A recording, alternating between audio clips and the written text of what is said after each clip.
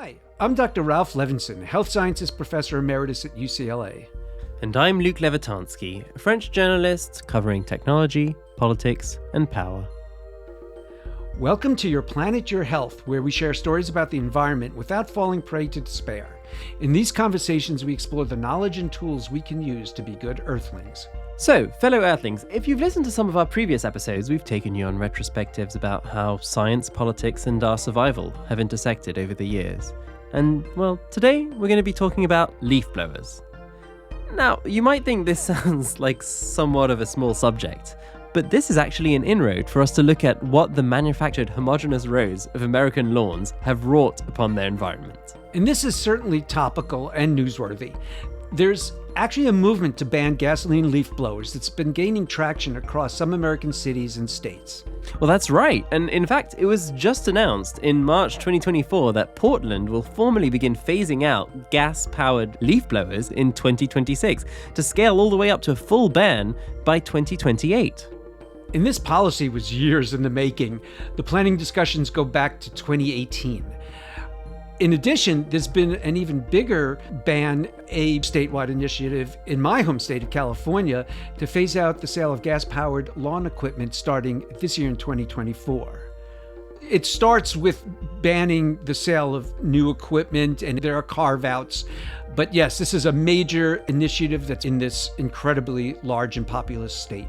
And this one also took a while to phase in, right? Newsom passed the law in 2021, and it's taken effect just this year, in 2024. These wheels grind slowly.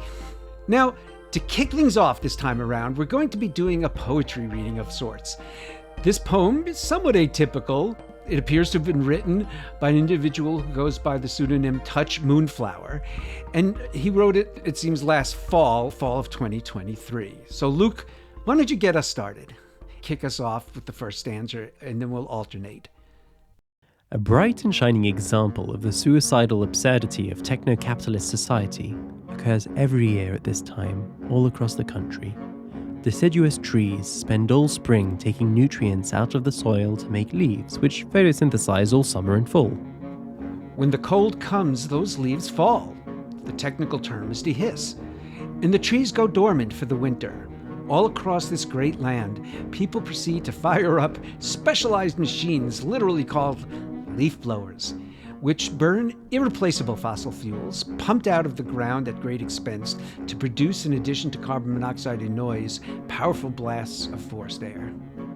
They blow the leaves into immense piles and then rake them into huge bags made of polyethylene, a byproduct of fossil fuel refinement which will take longer to decompose than the geologic processes which produced the fuel to begin with. A very, very long time.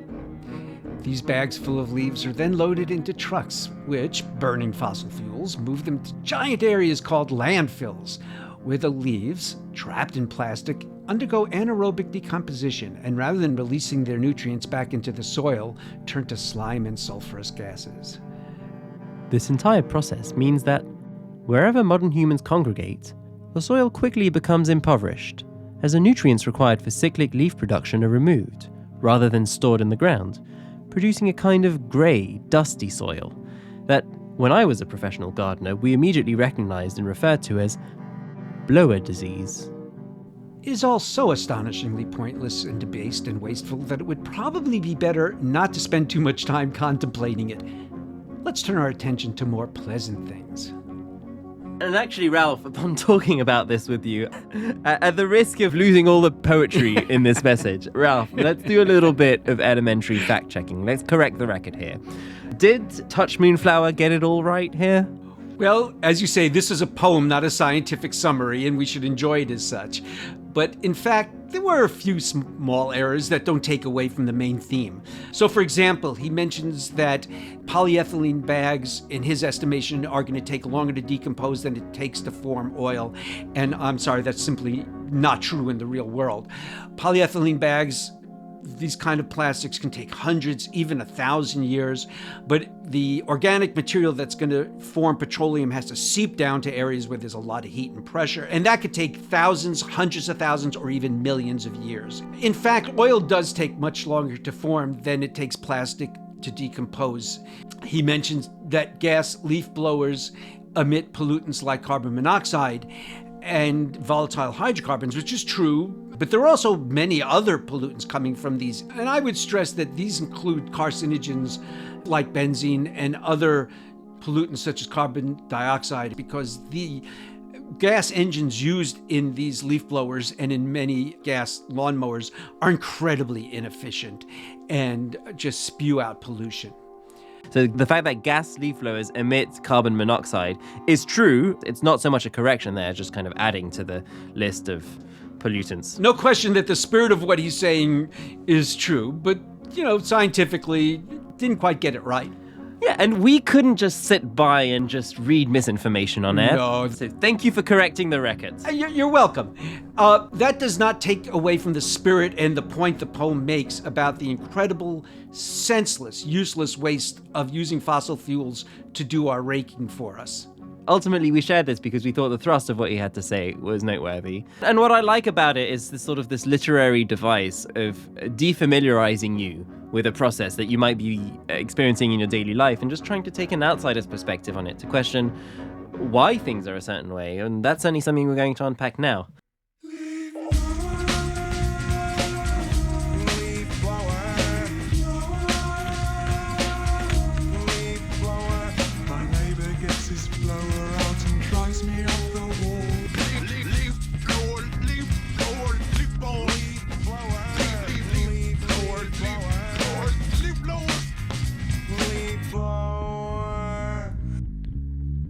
How you like me now?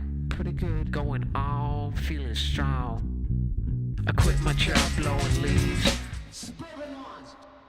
What Touch Moonflower was touching upon here was trying to get us to think back to what a pathological habit Americans have developed with this lawn care and these leaf blowing things. And so let's try to figure out how we got here. Well, it's not just Americans, but yes, America's the king of this wasteful thing. It's a typically American thing as well. It certainly reaches its paroxysm there, and it's not unlike Coca-Cola or Levi's jeans. Has become a way for Americans to implant their hegemony abroad and a symbol of America. From the manufactured lawns on American military bases, like the interstate highway system, like fast food chains, like television, the lawn has served to unify the American landscape.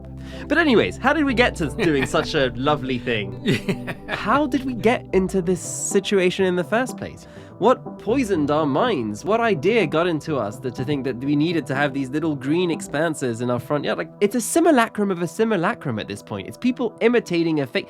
There's an interesting theory we came upon for why did lawns become such a fixture of elite aristocracy in Britain and France.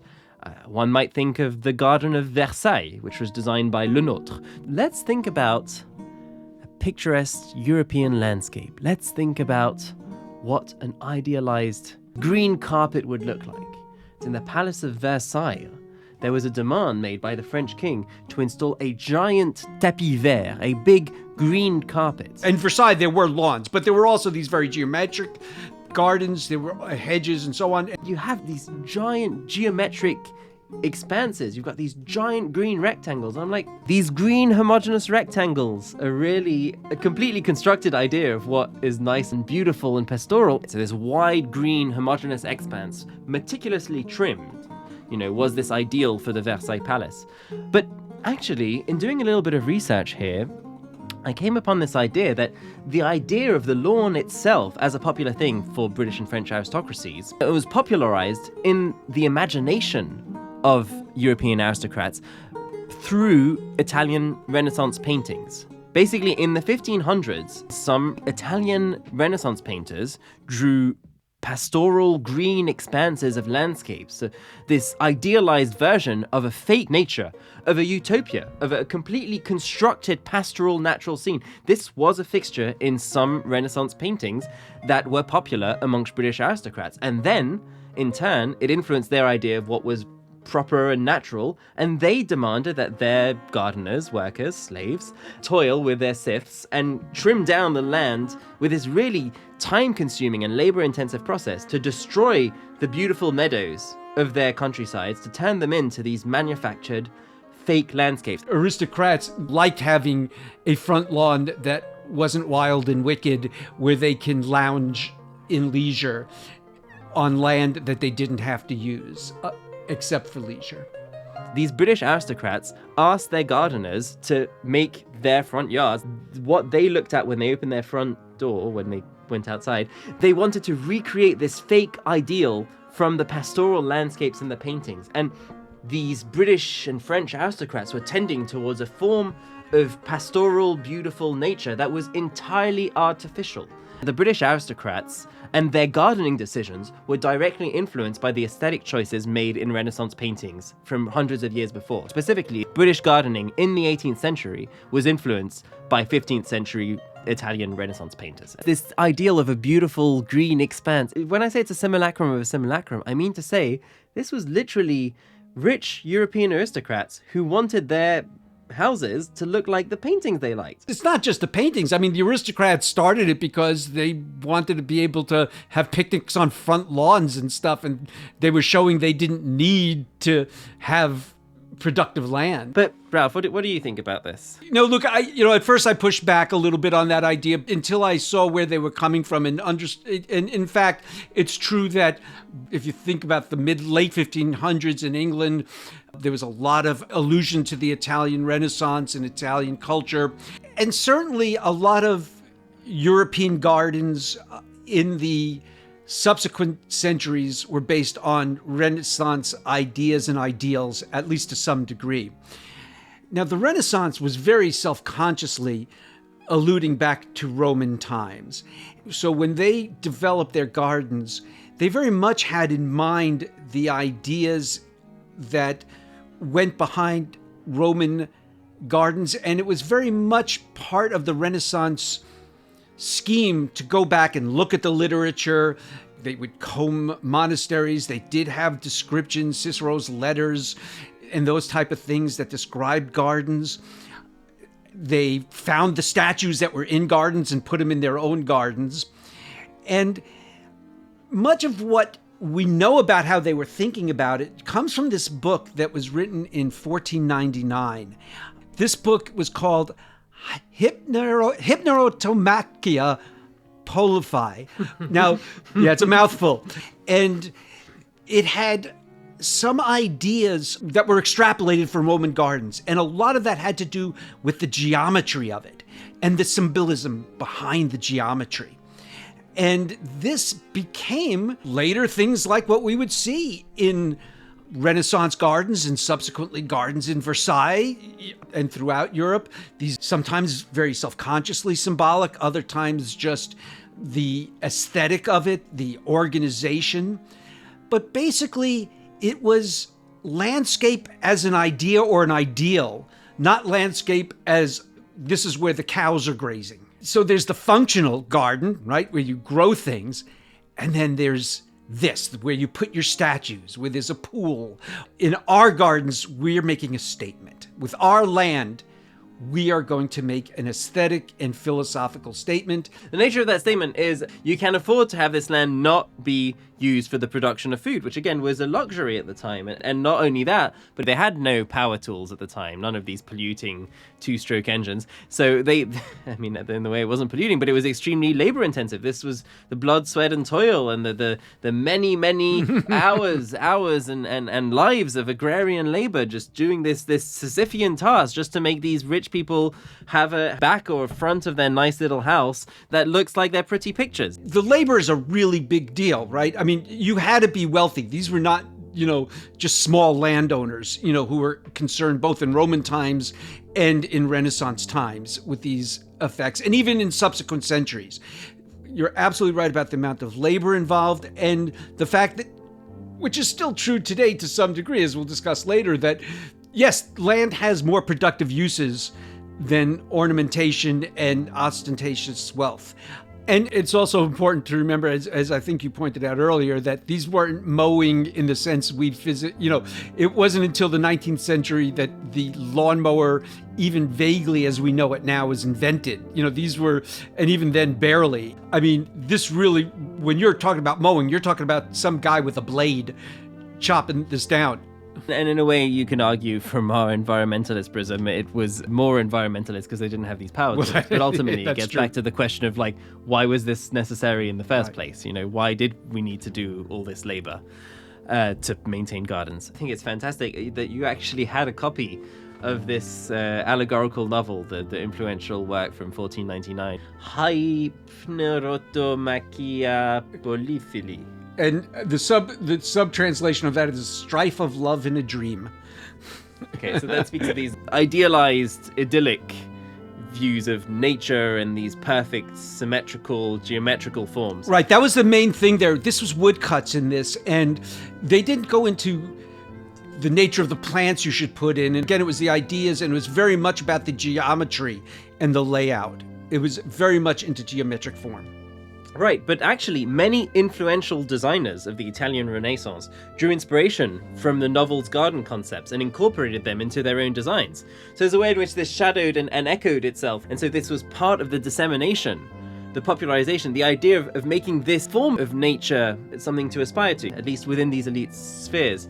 Of course, the Italian Renaissance garden itself was sort of breaking down the space between the garden and the house and the landscape. It was sort of creating a form of manicured land. And of course, all form of gardening is man imposing his will on nature. Absolutely. But it's destroying nature as a tribute to a picturesque ideal of what these people would like nature to look like. You know, it's sort of recreating a forgery. Gardens are a form of political theatre, presenting the power, wisdom, and order, and beauty and glory of the ruling class at the time. I mean, these people basically popularized these ideals. So the imagined aesthetic of the antiquity became the aesthetic of the aristocratic elite around the time of the Renaissance. And this was popularized by people like the Medici and the landscape paintings that they started to order. And it was a way for them to showcase their orderliness and their ability to have this mastery over land. Well, and also to show off their sophistication, just like all art did. Art is, supposed to manifest your sophistication, your taste, your aesthetic, and your ideals.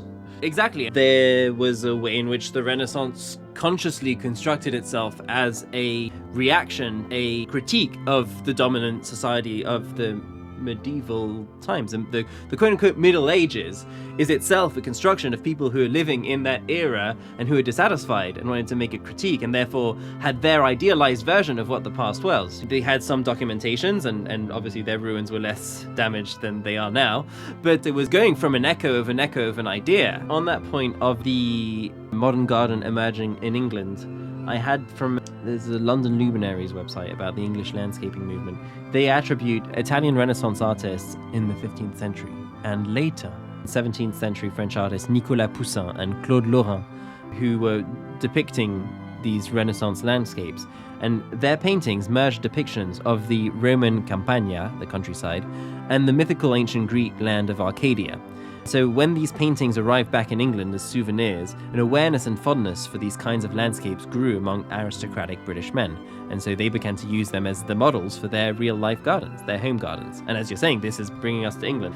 But anyways, I'll be citing a few quotes from Lawn People, a book by American geographer Paul Robbins. So, we know from European medieval art that cultivated lawn spaces were represented as part of the garden ideal of paradise.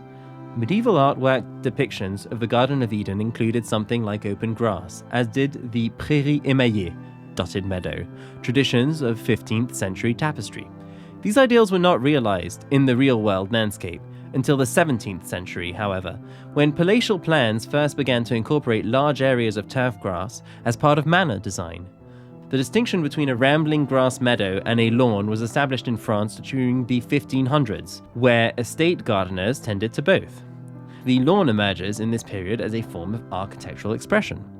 When the turf grass aesthetic was exported from the continent to England in the 1700s, the meadow was left behind and the manicured lawn became more universal. But lawns without that kind of self-consciousness and that still harking back to that geometric form, really starts in the 18th century in England, in a big way anyway.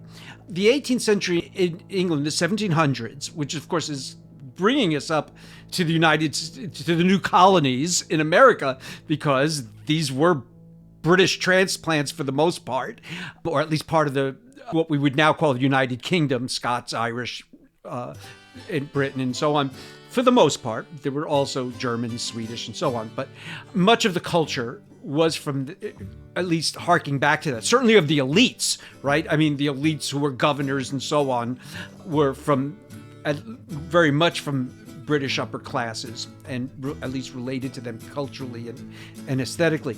Actually, it was very hard to get this European grass to take root in America. It was not indigenous to the land, and in fact, in large parts of Southern America, they were importing the grass from Africa because the settlers who initially came to America realized that the European grass they imported was just not taking. It was too arid. The conditions of the soil in the southern United States, or the southern American colonies or whatever it was then, they were just not appropriate. And going back to the origin of the lawn, I mean, the whole point of the homogeneous lawn is that you don't use it to grow anything. So they're not useful for anything edible. They're only this ostentatious signal to boost the owner's self-esteem. You know, it's a statement to say, I don't need to use my land.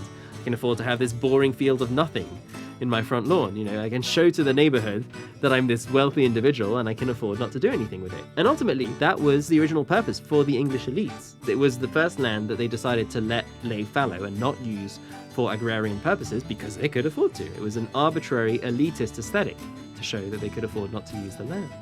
Well, obviously, not all Americans wanted to model their life after European aristocracy. Though the first settlers in America, and certainly the wealthy ones, did have an interest in recreating the mores of aristocracy. So it was a practice that was imported from this desire to emulate the European aristocracy and the European elite by American settlers. So this is from American Lawn in 1999 by Georges Tissot. Like the Gothic castle, the lawn experienced a 19th century renaissance, the revival of a primitive civilization of shepherds. The passage from practical reason to lavish consumption also took place in the New World. A movement addressed by Thorstein Veblen, whose theory of the leisure class described this shift from use value to luxury value. By habitually identifying beauty with reputability, it comes about that a beautiful article, which is not expensive, is accounted not beautiful. The same variation in matters of taste is visible also as regards parks and gardens. Veblen illustrated his point with the example of the closed-crop yard or park, which appeals so unaffectedly to the taste of the Western peoples. It appears especially to appeal to the tastes of the well-to-do classes. As such, lawns are nothing but, at their best, imitations of the pasture. High regard for these spectacular expanses of green grass manifests the ethnic origins of their enthusiasts.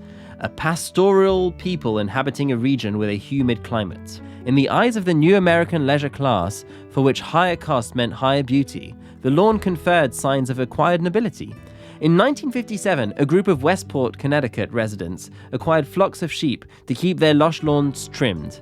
This tradition may explain why some suburban lawns are populated by a range of brightly painted concrete animals such as rabbits, does, and their fawns, a plethora of bambis and pink flamingos. To the extent that the estate lawn, with its substitutional basis, is a simulacrum of the pastoral, the popular lawn becomes a simulacrum of substitution. Cluttered with plaster or plastic effigies, this grass menagerie is a ferme ornée, or an ornamental farm, where the aesthetic of the grotesque lives on. Quoting from Georges Tissot's American Lawn. And you mentioned it being like the sheep or this, but they didn't want to see working farms and villages. They would actually put up stands of trees, so you didn't see the riffraff. You didn't see, how the sausage was made, so to speak, because you didn't want to upset your aesthetic experience with actual people working on a farm, an actual farm, So people like Washington and Jefferson wanted to emulate the British aristocracy, and the gardeners at Mount Vernon on their website talk about, and they have diagrams, and there's no question that George Washington went around, looked at gardens. He never went to England, he never went to Europe. George Washington, the gardeners that he hired at the time were specifically English landscape gardeners. Now, bear in mind, in the colonies, of course, these people were mostly from England, but he made a conscious choice, even though, as you say, he'd never set foot in the UK. Now, back to Washington, where this became important is that images of Mount Vernon were disseminated in the early 19th century. And those who could afford to really, Washington was of so much respect and so beloved that this became a kind of, not a standard that most could achieve, but it did set a certain bar that at least was of value in early America. Remember, America being such a huge land, most people weren't directly getting to see Mount Vernon. No, of course not. But because, as you're saying, Washington was such a popular guy, part of what helped the contagion of this idea of the American lawn were the images of Mount Vernon that were produced and distributed throughout the country in the 18th and 19th centuries. And this gave wealthy Americans this ideal to aspire to sort of copying, and it's part of the spreading of this idea. Absolutely. Yeah, Luke, let's just back up for a moment. There's an interesting phenomena that happened where George Washington and all in Mount Vernon and Thomas Jefferson and Monticello, they were aware of these gardens. After all, their ancestors came from British aristocracy, or at least from Britain, and would have known what the aristocracy was up to. And Jefferson had been in France. They wanted to mimic this. And it seems that the popularity of George Washington and Mount Vernon really helped get this going, at least among American elites, that in fact, in the 18th and 19th centuries, pictures were distributed of Mount Vernon.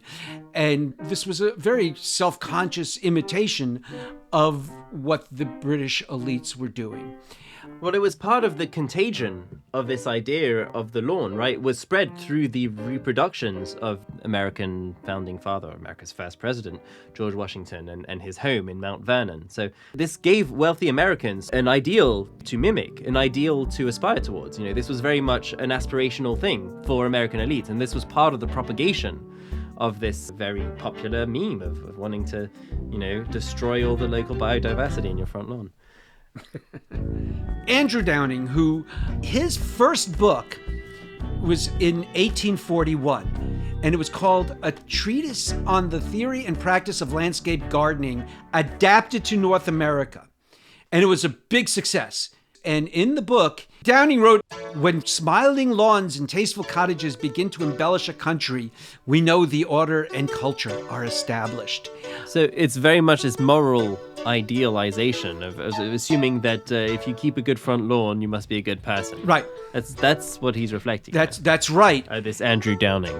That's very much this moral connection of thinking that your character is reflected by the quality of your lawn is already coming up in Andrew Downing's writing in 1850.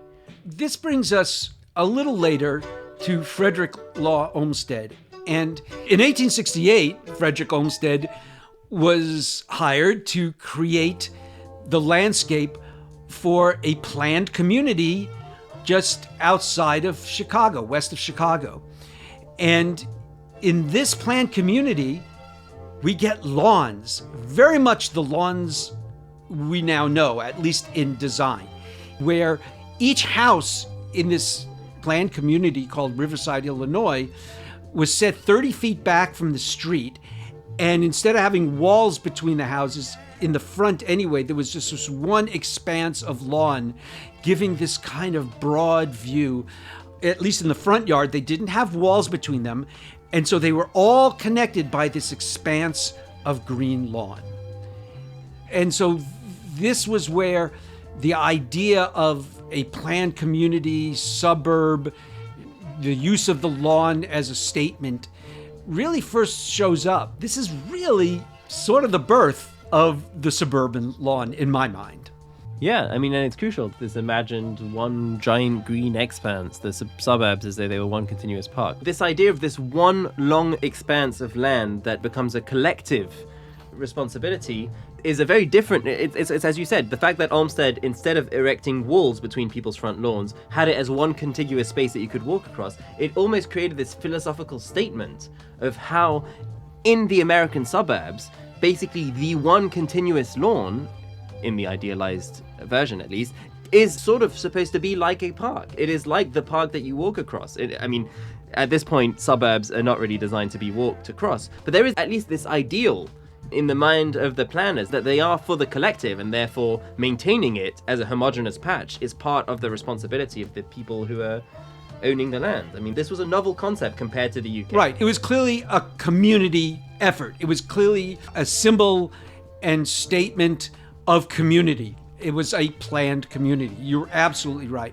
Back to this idea of the one continuous lawn. There's this author, Michael Pollan, who's written a little bit about his feelings on American lawns. And he talks about how there's a very performative aspect to the American front lawn, that in fact it is just there to look pretty. It's just there to send a signal. It's just there to be a symbol. So the backyard is the place where you have fun and you have your rules and you have your privacy and you're less exposed. But the conceit of the American suburb is that you're all cohabitating in one giant continuous park. And the American lawn is a symbol of that continuity. The lawn is a purely exposed, performative area. This is a quote from Anne Layton, who is a historian of gardening. Anne Layton's contention was that America has made essentially one important contribution to world garden design, and that is the custom of uniting the front lawns of however many houses there might be on both sides of a street to present an untroubled aspect of expansive green to the passerby.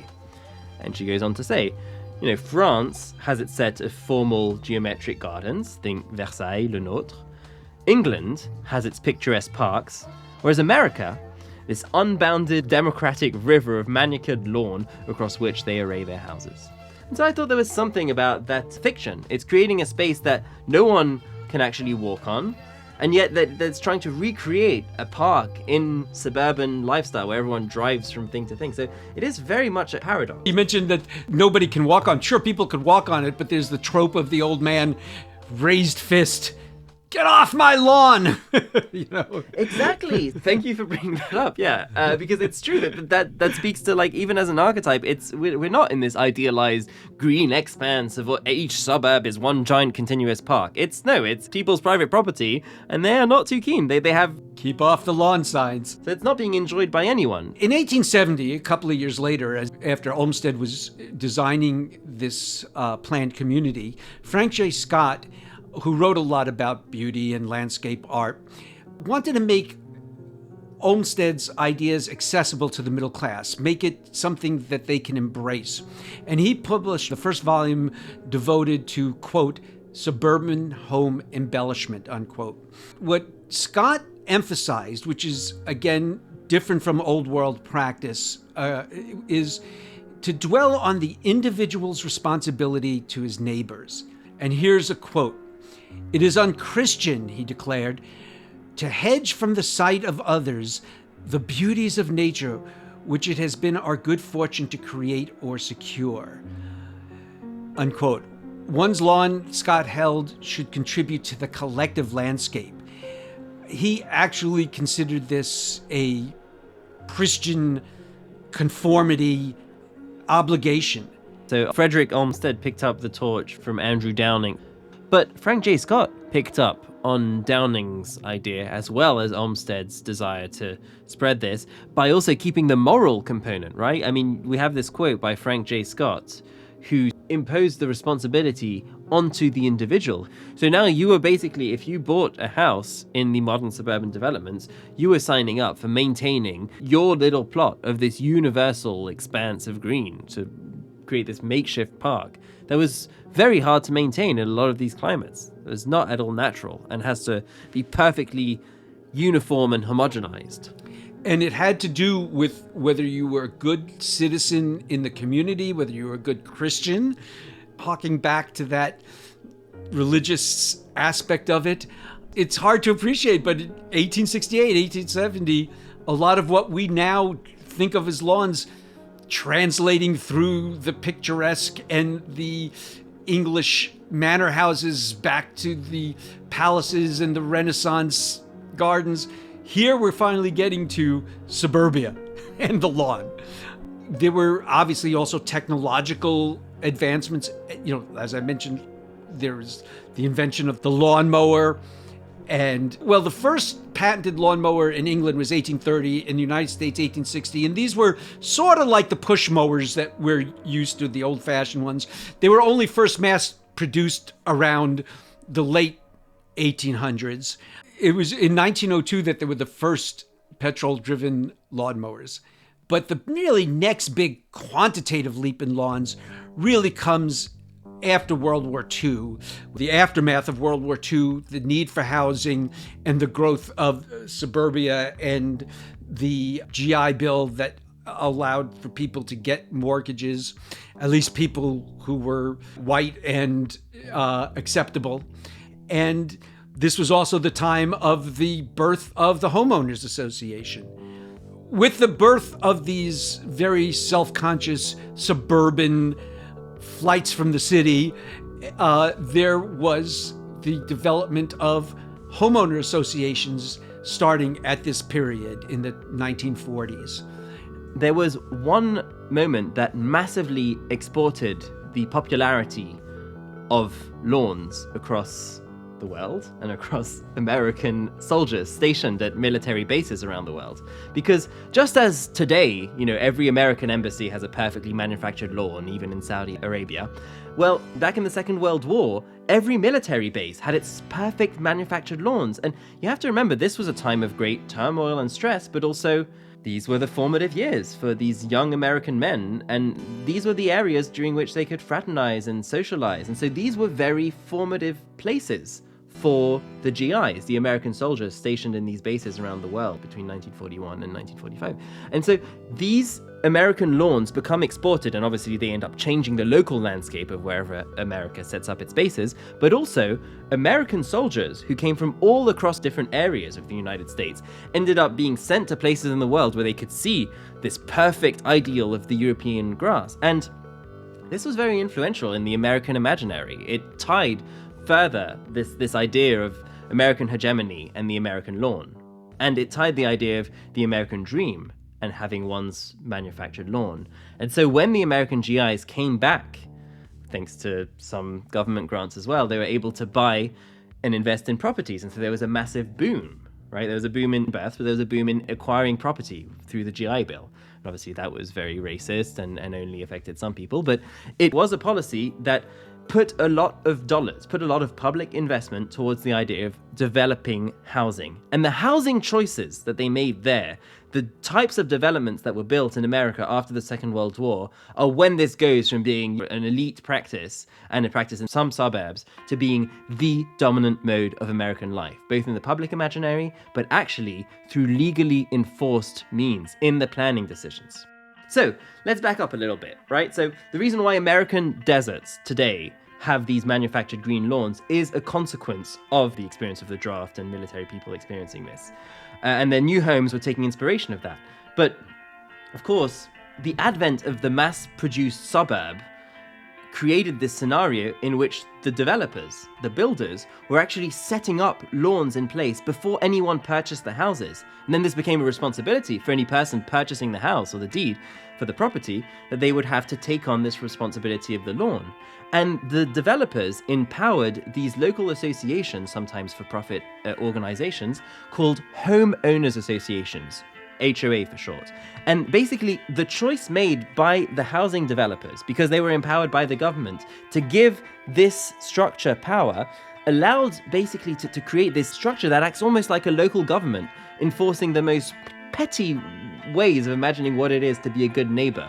This very sort of busybody. I mean, obviously, not all HOAs are created equal, and some can be more or less coercive, and some can be quite pleasant and fraternal. But the principle of the legal structure of an HOA is something that was set up with these mass-developed suburbs, with the expectation that each of them should have a lawn, and then there was the creation of this administrative body that was entirely there for policing good neighborly behavior and enforcing a certain length for how tall your grass has to be. And there's very rigid forms of policing the appearance of the neighborhood, basically. And so this is a responsibility that people take on. But the HOAs are created by the developers when they build a neighborhood. This practice began with the mass suburbs of the post-Second World War moment. But of course, the HOAs are in effect to this day, and their power is written into the deeds. And so there's automatic membership for anybody who purchases housing in one of these areas, right? It really kind of shocked me a little bit how oppressive these homeowner associations can be. So the lawn upkeep is part of the deal for new house purchases in these mass-produced suburbs. And once the HOA is codified and people purchase housing in the suburbs, whether or not they're making an informed decision, they end up stuck with this burden of having to maintain their lawn to be the same as those of their neighbors. And there's very little power to change the system from the inside once you're in one of these HOAs. Now, there are stories of people banding together, but those are the exception to the rule. Part of the enforcement of this ubiquitous practice across America is very much due to the way in which developers empowered homeowners associations to enforce this policing of lawn length and the height of grass. And so ultimately, this has culminated in a situation where America is completely associated with this aesthetic. Going back to the Second World War and the military bases, this is really an aesthetic of landscaping that America has exported. And so, as I was saying, the American communities in Saudi Arabia have their lawns in the middle of the desert. You know, it looks just like an American suburb. And similarly, as I was saying, all the American embassies and consulates around the world have this very prominent fixture of the green lawn. It's something that became codified in the way Americans chose to organize themselves around this manufactured storefront window that no one can use. You know, there's almost this too beautiful to touch idea. So we have this down of understanding how we got here, why lawns are all over America, why they're such a quintessentially American thing. But ultimately, how many are there? How big has this gotten? Can we quantify this, both in terms of how labor intensive it is, how much time it takes, how much land it takes, how much water it takes, how much noise it creates, how much pollution it creates? Let's try to quantify why we have this bee in our bonnet against lawns. It's not just that we want people to get off their lawns and to stop mowing them.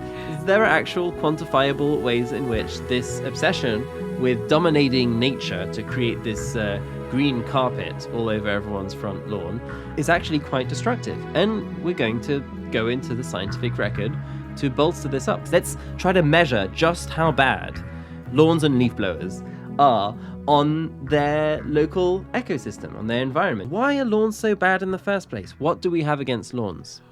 Well, you brought up some of these issues. And so, all right, Luke, how bad is it? Well, first, let's talk about the amount of land used. One estimate quoted often is 40 million acres of land. Now, that also translates to more than 50,000 square miles. One estimate is that the combined United States lawn area is larger than the country of France.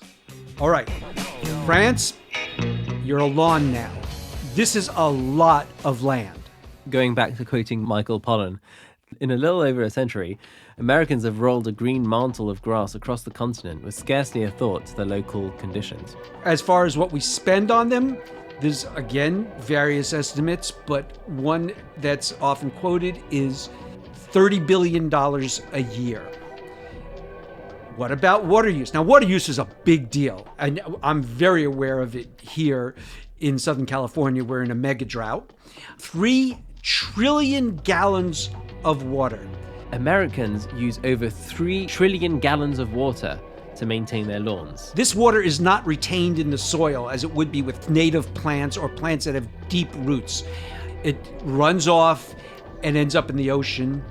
Now, we're talking about the soil and the loss of nutrients. So what do we do about that? Well, we use 3 million tons, that's 6 billion pounds, of nitrogen-based fertilizers on our lawns every year.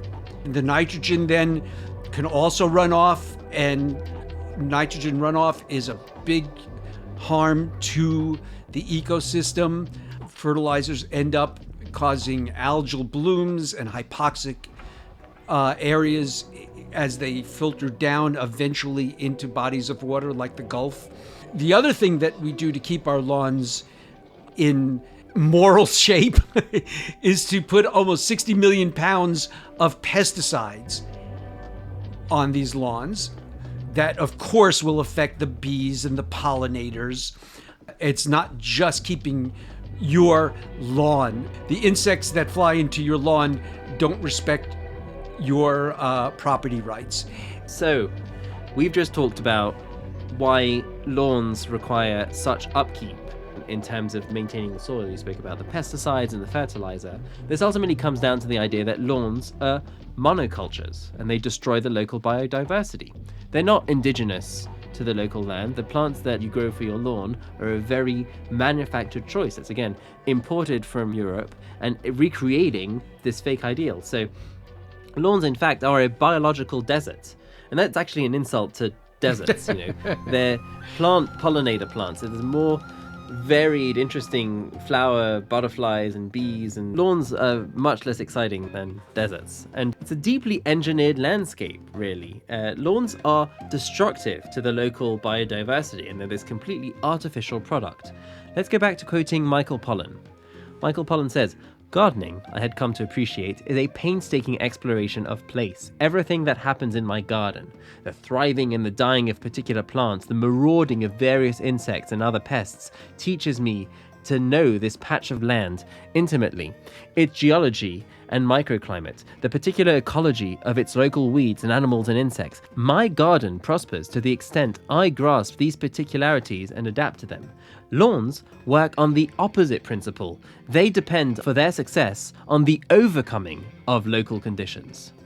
Now citing Elizabeth Colbert's article Turf War in the New Yorker from 2008, almost all lawn grass in America is actually native to Africa, Europe, and Asia. And so when you work with the biodiversity, when you work in gardening, you're collaborating with nature on what's best for the local area. The untended meadow is a lot better for the environment than this uniform, manufactured, imported idea. Yeah, almost the entirety of the lawn grass in America is either from Europe in the northern parts and indigenous to Africa in the southern parts of the United States. So getting this imported grass to work and to thrive in its non-native environment is the reason why you have to have this massive upkeep of fertilizer and herbicides and pesticides and this massive amounts of watering. So until it actually gets growing to the point in which you're mandated to shorten it back again. So you go through all this effort to get it nice and green and not crunchy and get it back to growing, and then all that effort is meant to be cut by the end of the week. You never want it to actually be unkempt. And in a way, the fact that the grass itself is imported from Europe and partially Africa is a microcosm, a small metaphor that holds this idea of the American colonial project. It represents the colonial history in itself, right? So synecdoche is a literary device in which a part of something is substituted for the whole. So I'm saying the lawn is synecdoche for America, and specifically the history of colonial America here. And basically, lawns are the largest irrigated crop in America. 3 times as big an area as corn is dedicated to this inedible crop, right? And so when colonialists arrived to America and they ordered the grasses from back home, it's this very colonial moment that happened. So going back to citing Georges Tissot, 1999, historians of the colonization of the American continent have shown how the first colonists introduced European perennial species in 1633 that were apparently better suited to pastoralism than native annual species. This is the origin of the particular problem of the North American lawn, how to acclimate the plants of cold countries with those of warmer climates. This, to a certain extent, explains why the lawn appeared to the American colonist as something domestic, or at least domesticated.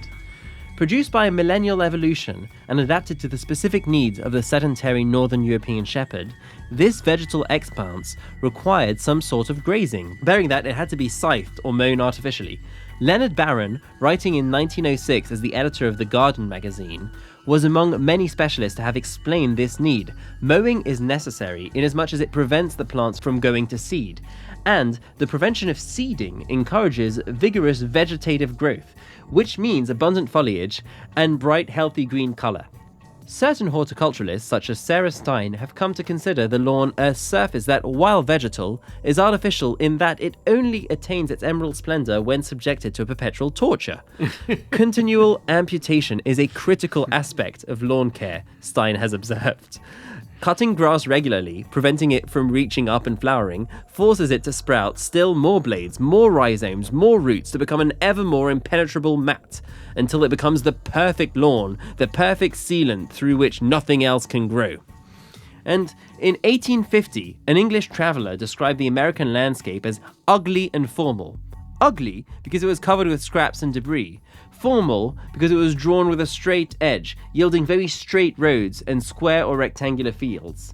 This forced acclimatization of the lawn can be explained as the effect of a will to civilize the continent. And if you think about like the British person coming over thinking, oh, how uncivilized.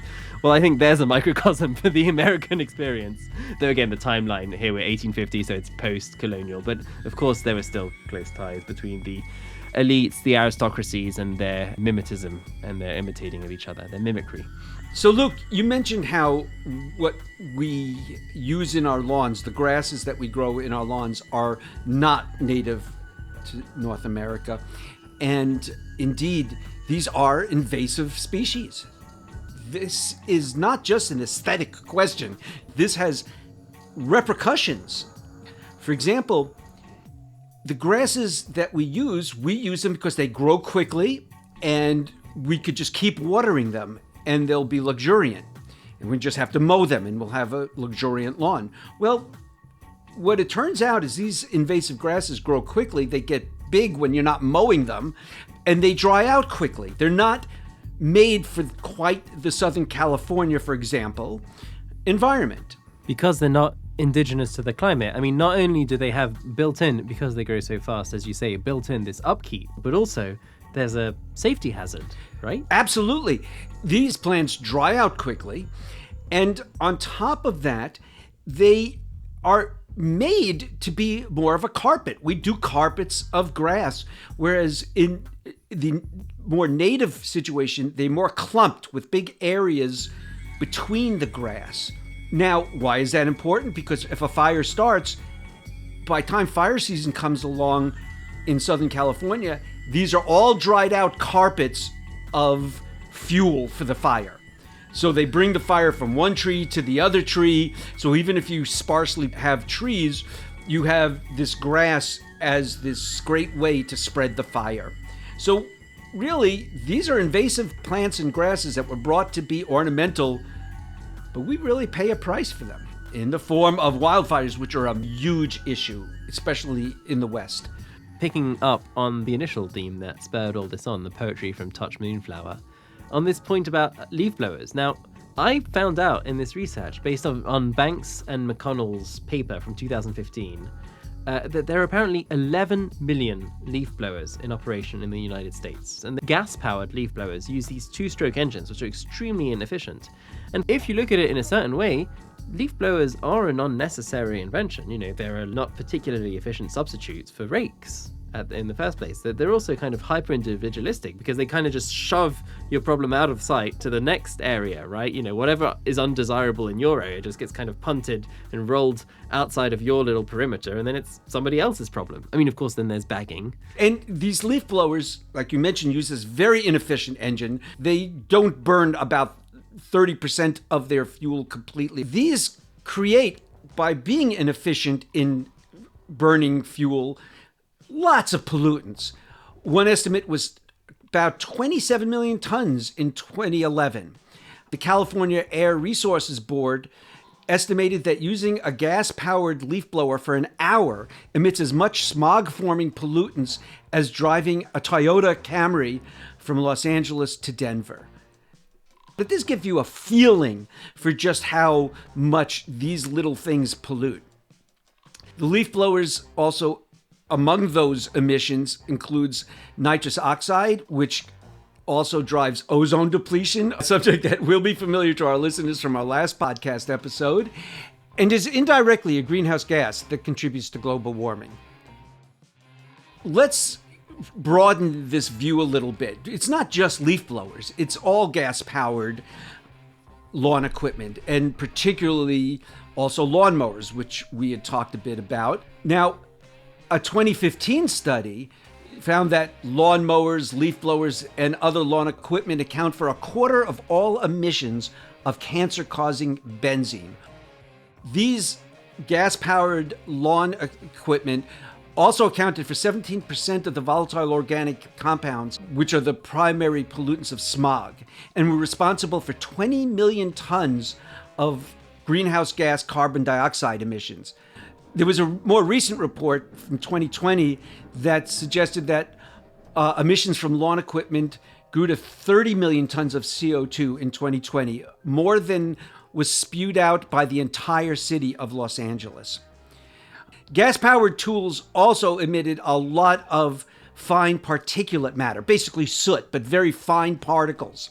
And these particles have been linked to lung cancer, heart disease, dementia, and other heart problems. In 2020, they released almost 22,000 tons of this fine particulate matter, or as much as 234 million cars produce in a year. You might think, oh, it's only this little engine, but it's spewing out benzene that's carcinogenic. It's spewing out smog-related chemicals, greenhouse gases, and these particulate matter. So if we're talking about leaf blowers, there was a study quantifying the decibels, right? Well, how loud are leaf blowers? Oh, they're incredibly loud. I mean, these are way beyond what the World Health Organization says is acceptable. The limit from the World Health Organization was 55 decibels, 800 feet away, but these go up to as much as 90 decibels. And there was actually a study that showed for every 5 decibel increase in average daily noise level around people's homes, there's a 34% increase in heart attacks and strokes. This doesn't mean it's not a problem for the people sucking it down using this equipment. I don't see a lot of them using really good masks, and the same thing with noise. Not all of them are using protective gear. Well, because it requires such effort in order to create this illusion of nature, I thought it brought to mind again this essay by Michael Pollan on the question of the American lawn. And it made me think there's something very Sisyphean about the pursuit of constantly, weekly having to tend to this lawn that endlessly grows and grows fast. The myth of Sisyphus is a thing from ancient myth that then became popular in philosophy. And it's basically this idea of this man forced to roll a boulder up a hill for eternity, and no matter how far he gets it just rolls back down. He's constantly in this struggle. It's sort of a metaphor for our senseless existence, but there's something meaningless about the pursuit of the lawn itself. So, quoting Michael Pollan here. Yeah, I need you beside me like Sisyphus. Sisyphus. A case could certainly be made. Or was it the grass, pushing up through the soil every week, one layer of cells at a time, only to be cut down and then, perversely, encouraged with fertilizer, lime, etc., to start the whole doomed process over again? Another day, it occurred to me that time as we know it doesn't exist in the lawn, since grass never dies or is allowed to flower and set seed. Lawns are nature, purged of sex and death. We sterilize it, we use a lot of energy and create a lot of pollution to sanitize our world of sex and death. Very American way of a puritanical tradition. This cultural homogeneity is something that is manufactured and enforced. He's talking about how there's something completely artificial about the way Americans have transformed their wild expanses into this completely artificial and destructive process. And that not only is socially constructed, but in order to be maintained requires this shaming, this culturally enforced homogeneity in order to maintain property values. And as you're saying, it's completely sterilized, it's artificial. Sanitized. I like that almost more than sterilized. Although sterilized does go with the sexual part. This is what we have accepted as normal. And it's really not. And for 150 years, this was the norm.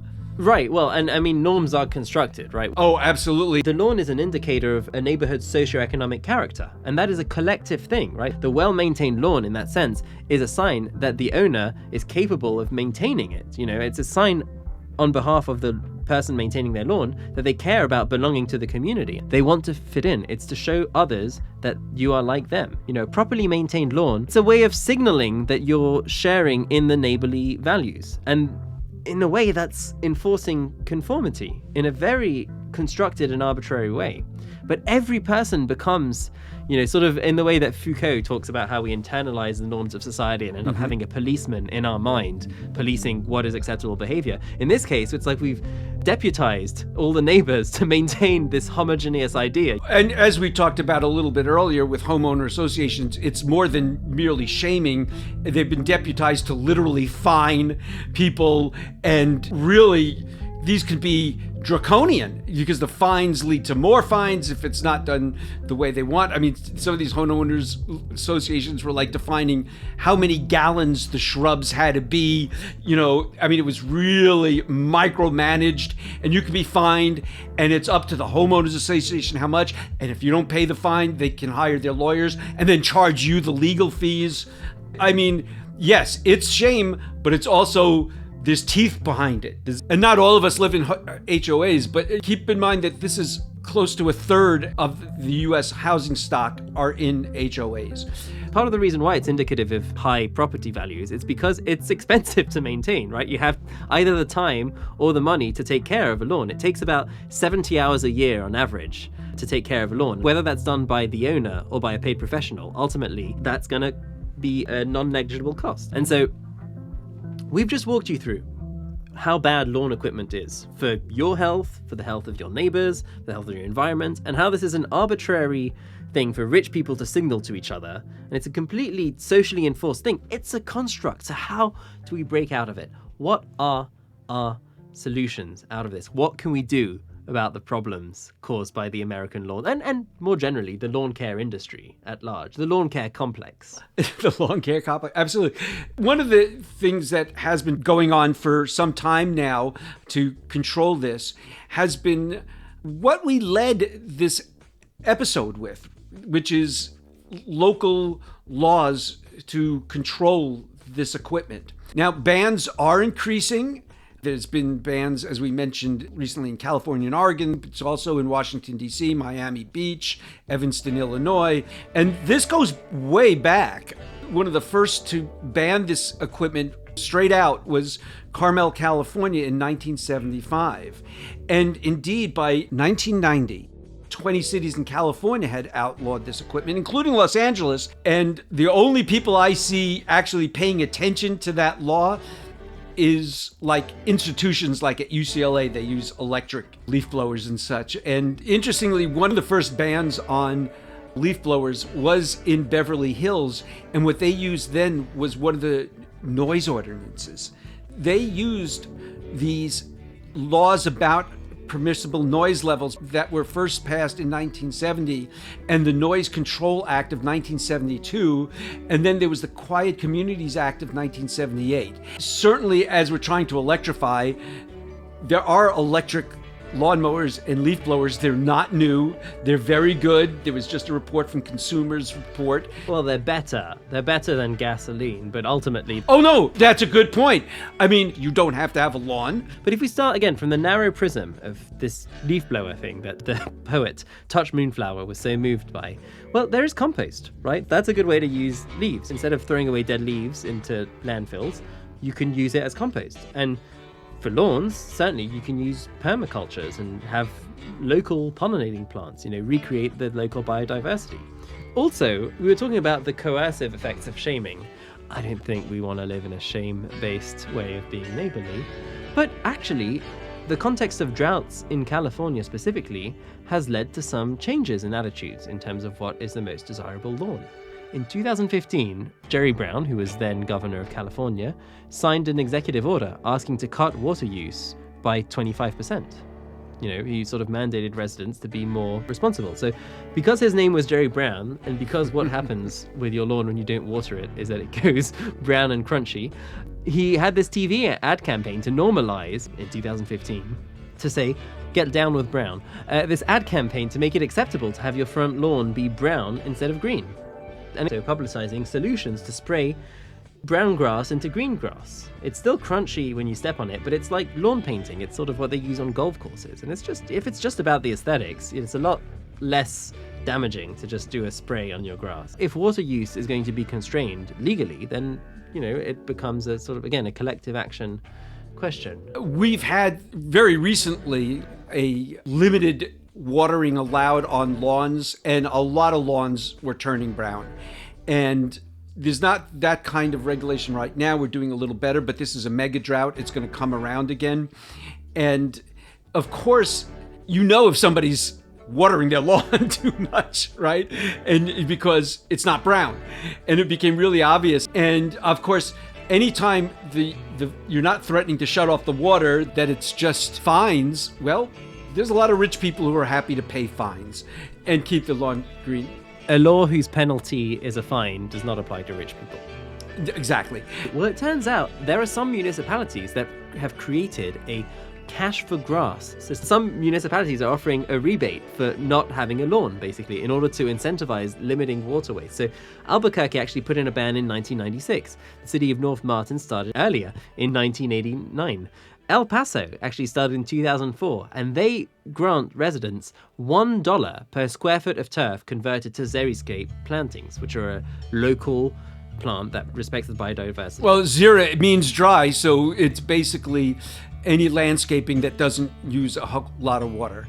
You don't do whole sprays and you could just use a trickle water system. But so they gave you $1 per square foot of turf converted. So this is a real incentive scheme to help people transition, right? You want to create the positive externalities you want, and so you nudge people towards the behavior you're looking for. You can create cash schemes to help. In the Nevada desert, such cash rebate schemes were able to remove 200 million square feet of grass.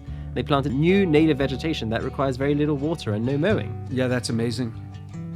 And probably with pollinator plants for local insects and birds. Exactly, helping the local biodiversity. And so I think what we can see as a concrete solution that worked and has worked in some places in America is asking for local laws to be less restrictive about lawns, encouraging grass-free yards. And even when not given this incentive, although that's the whole point of incentives is they make it happen, or at least encourage it. When I changed out my lawn to a kind of xeriscaping, my water use for my entire house went down to less than a third of what it had been. Right, and so that's also an impact pragmatically on many levels. So another example of such cash rebates and cash incentives that have worked is the example of Montgomery County in Maryland, which is actually quite a wealthy suburb in which lawns are massive and they reign supreme. But actually, they took this bold step to ban mandatory grass. Wow. You can't have an HOA enforcing lawn care in the same way in this county because the local legislature took action. And so they also distributed trees so people could start planting these local trees. And so not only did they pay cash incentives, but they created quit your lawn guides, like little how-tos on the internet. And I wanted to highlight a few excerpts from Montgomery County in Maryland. They have this funny guide on, well, not intentionally funny. They have this interesting guide on how to quit your lawn. So I'm quoting here from the Montgomery County's guide on quitting your lawn. If possible, we suggest you start with the backyard, not the front. Your front yard is more likely to be subject to neighbors grumbling as they pass by. It will allow you to learn from the experience before moving to the more visible parts of your property. Now, neighbor grumbling is completely natural. Many folks have become accustomed to the look of lawns in their communities and make a connection between meadows and tall grasses with disarray, mess, and pests. By following some of these tips, you'll hopefully minimize the grumbles and eventually turn your neighbors' opinions around. So they know that you're fighting an uphill battle against this cultural hegemony, but then they give a lot of nice tips. They say don't just let it go. They have some ways to trim and still show that your garden has some level of intentionality. The guide directly suggests, what if you wanted to grow vegetables? Have your flowers? What if you want to restore wildlife habitats? There are many reasons that they list as valid reasons to have an alternative for a lawn. And what I found quite humorous is one of the reasons they say to look for an alternative is if you dislike mowing, that's a good reason not to have a lawn. And that's valid. Absolutely. And aesthetics can change. People adapt. Of course, that may have to do what their foundational values are. So in a neighborhood like mine, there tend to be a lot of electric cars, and there's in West Los Angeles a fairly high level of knowledge about environmental issues. Many lawns have been changed, and at first I think for a lot of people, even for me, it looked a little funny. Right. And then very quickly you see the beauty of it. These various flowering plants, they may just flower seasonally, but when they do flower, they flower beautifully. And in my front yard, there are tons of bees and birds that love these pollinator plants. And we have a bark mulch instead of a lawn, and there's plenty of insects in there. We see the birds pecking at it all the time. exactly this type of low maintenance meadow that you've sustained and that Montgomery's residents have is actually a much healthier and more beautiful form of nature if you can just tune yourself to it. It's easier to take care of and a lot more beautiful, I would say, at least. And again, the idea of beauty is completely socially constructed. Exactly. And places like California, where you are, or some parts of California at least, are on the forefront of this shift in the cultural zeitgeist, I would say.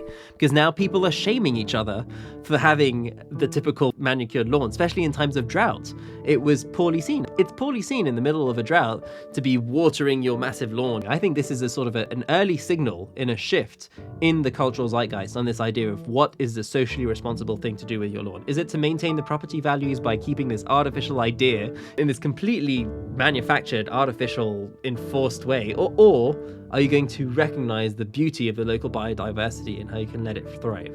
So I think this story, as small as it seems, is kind of a microcosm for how we can break out of this homogeneity, right? We can see lawns are no longer culturally ascendant. What you've witnessed is a sign of the zeitgeist shifting. You could change the community standard now in a mega drought.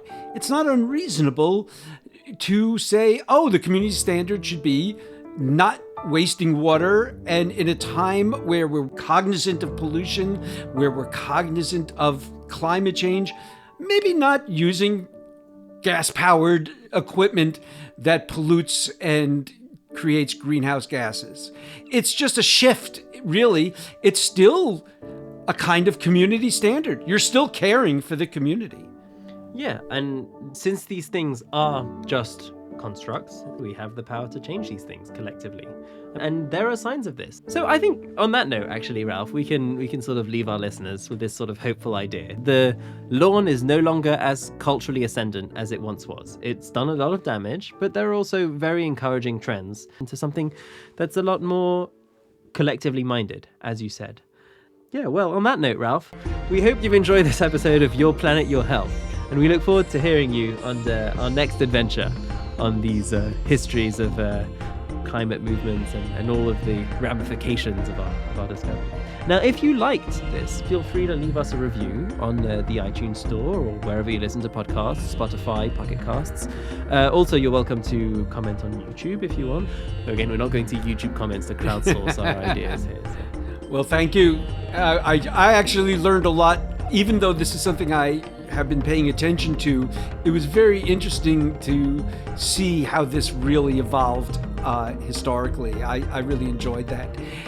Yeah, no, I always learn a lot in our deep dives. That's always part of the pleasures of discovery. So Luke, why don't you take us out this time with your rendition of Joni Mitchell's song Big Yellow Taxi about the perils of paving paradise.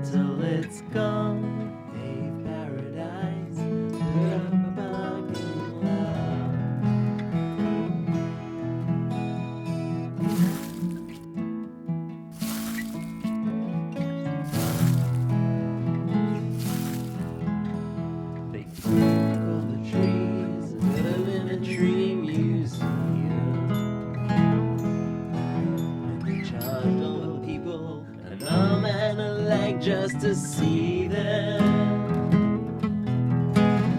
Don't it always seem to go that you don't know what you got till it's gone? Pave paradise, put up a parking lot. They pave paradise and put up a parking lot.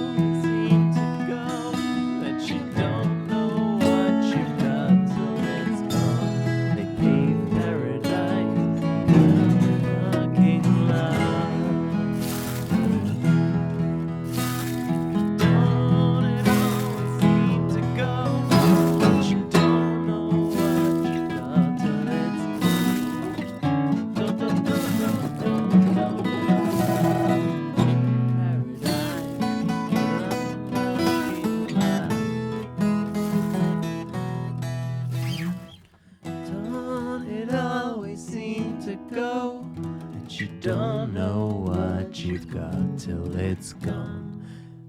They paved paradise, put up a parking lot.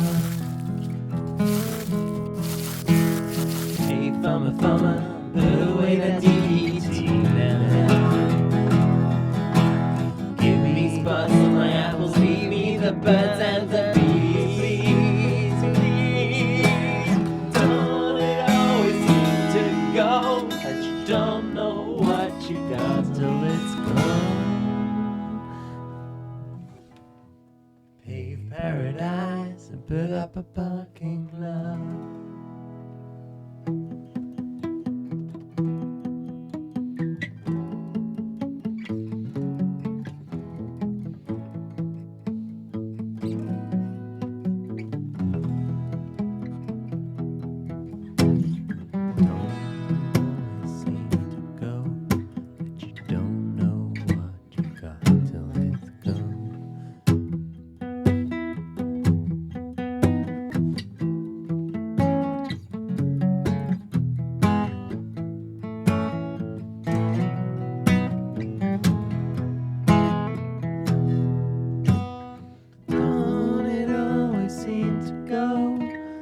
Don't know what you got till it's gone. Leave paradise, put up a parking lot.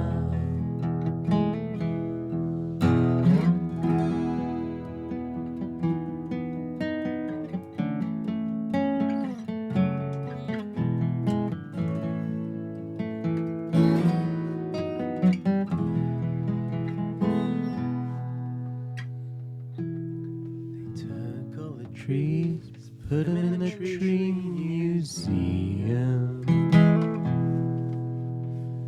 They charged the people $1.50 just to see them. They charged all the people an arm and a leg just to see them. Paved paradise, put up a parking lot.